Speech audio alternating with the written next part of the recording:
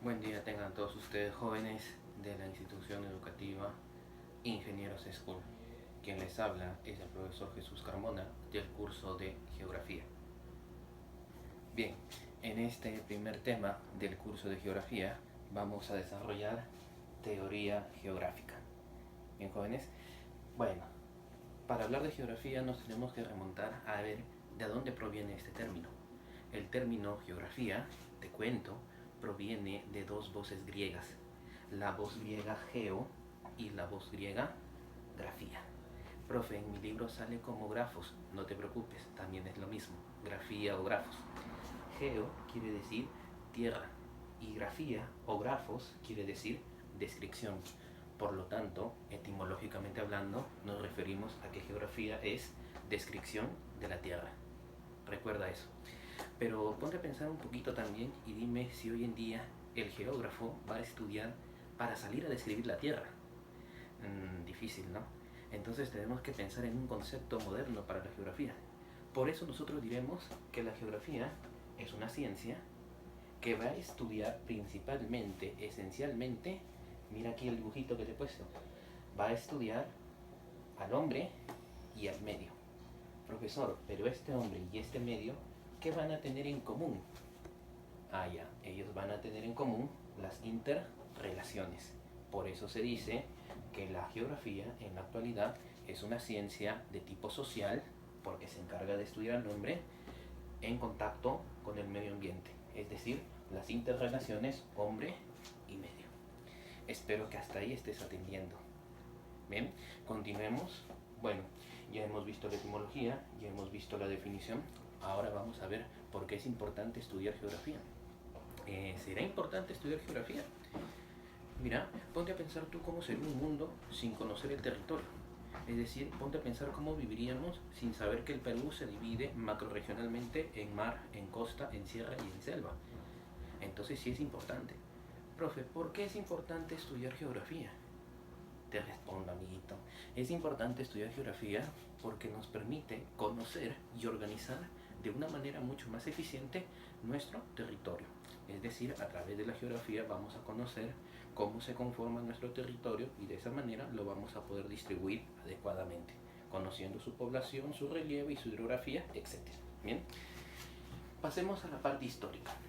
Pasemos a la parte histórica. La evolución histórica de la geografía se va a dividir en las cuatro grandes edades de la historia que tiene, bien, el proceso de la humanidad. Empezamos por la Edad Antigua.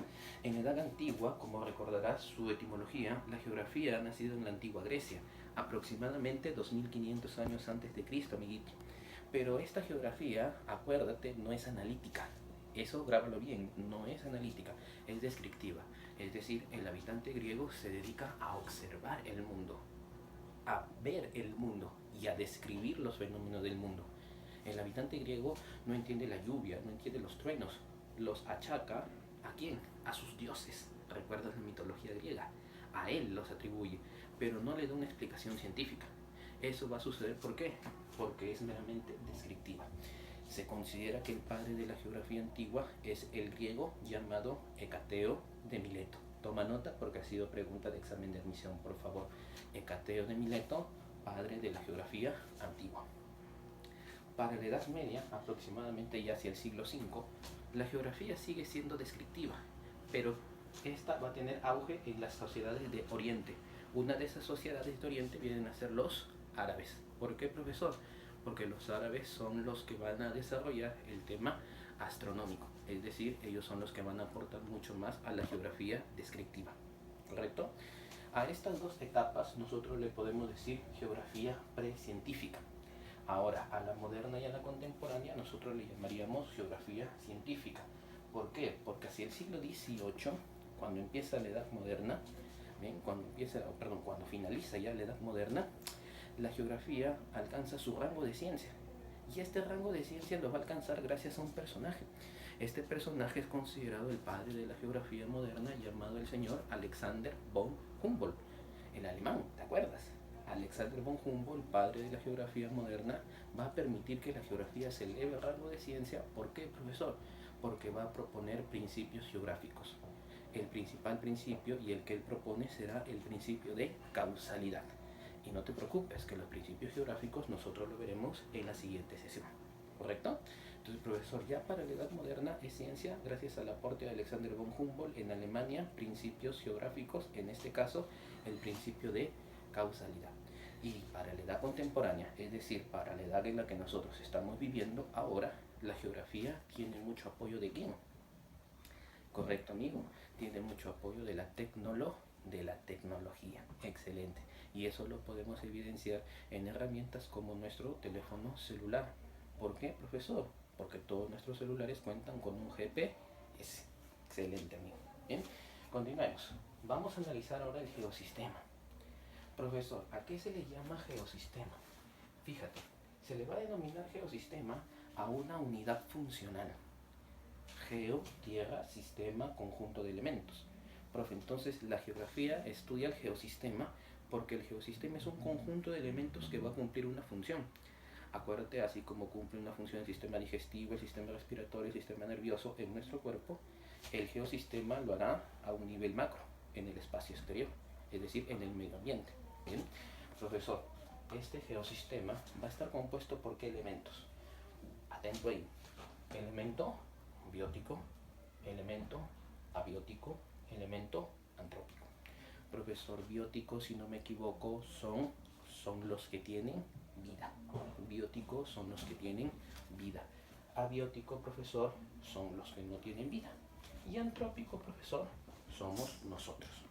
Dentro de esa clasificación, recuerda que los bióticos pueden ser flora y fauna, los abióticos pueden ser los minerales, clasificados en metálicos y no metálicos, y el antrópico es el ser humano. Ahora, profesor, estos elementos del geosistema, ¿dónde van a interrelacionarse?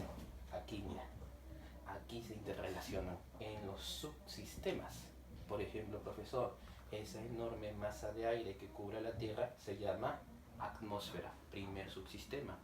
Profesor, esa masa rocosa que está depositada sobre los océanos se llama geósfera.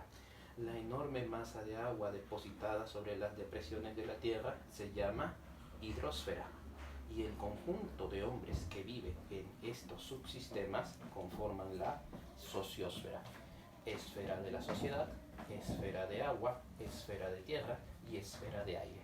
Los cuatro son subsistemas del geosistema. Ahora, profesor, este geosistema se tiene que estudiar y por eso la geografía propone su objeto de estudio.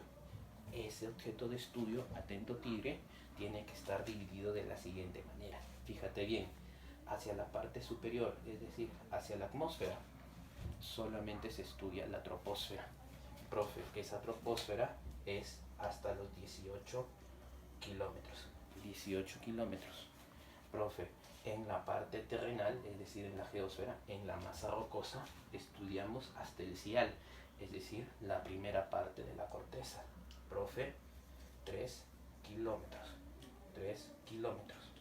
Profesor, y luego hacia la parte del agua, es decir, la hidrosfera, solamente hacemos el estudio de la zona fótica, es decir, el zócalo continental, que tú recordarás tiene una profundidad de 200 metros bajo nivel del mar. Bien, bueno, amiguito, bueno, alumnito, ese ha sido el temita número 1 del curso de geografía. Hemos desarrollado el tema teoría geográfica. Quien te habló esta vez fue el profesor Jesús Carmona, el profe Jesús. Cuídate, un abrazo y muchas buenas vibras.